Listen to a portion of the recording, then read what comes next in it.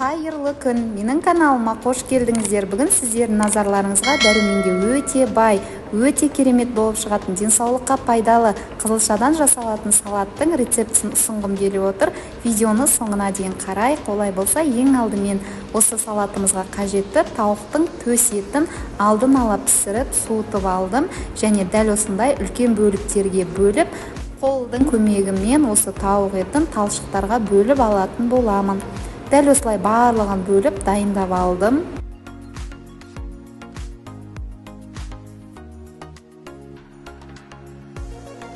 Тауық етін ыдысымызға салып аламыз. Келесі кезекте тұздалған қиярларымызды ұзыншалап турайтын боламыз. Егер де сіздер тұздалған қиярды салатқа қосқанды ұнатпайтын болсаңыздар, онда қоспай-ақ қоюға да болады. Тұздалған қиярсыз да бұл салат өте дәмді болып шығады. Сол себепті бұл өздеріңіздің қалауларыңызға қарай. Мен 2 қиярды турап қостым. Келесі кезекте суға қайнатып, суыған жұмыртқаларымызды да дәл осылай ұзыншалап турап алатын боламыз.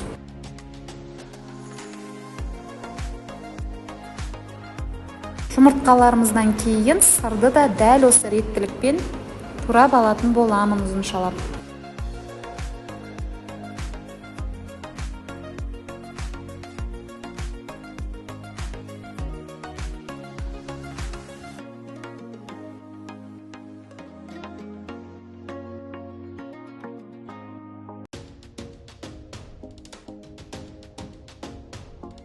Сырымызды да дәл осылай жұмыртқаларымыздың үстінен салып аламыз.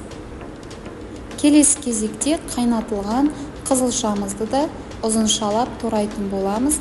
Осы жерде мен 3 дана қызылша қостым.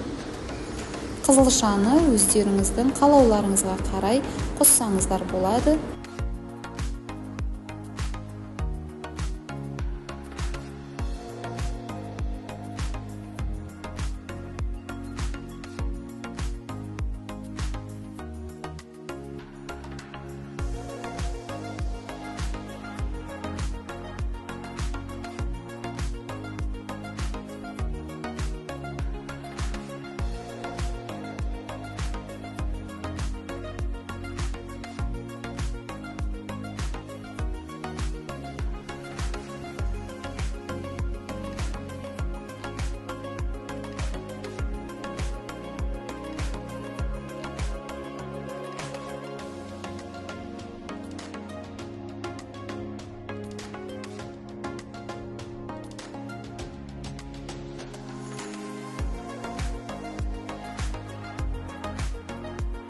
Келесі кезекте осы қызылшаларымызды ыдысымызға салып алып, үстінен татымына қарай қара бұрыш, тұз қосып алдым. Үстінен майонез қосатын боламыз. Майонезді көптеу қосқайын жақсы. Сол кезде біздің салатымыз өте әдемі және дәмді бола түседі. Дәл осы жерде ескеретін жағдай, салатты дастарханға ұсынар алдында 5 минут бұрын майонез қосып араластыруға кеңес беремін. Ерте араластырып қоятын болсаңыздар, біздің қызылшамыз бен майонезіміз қарайып кететін болады.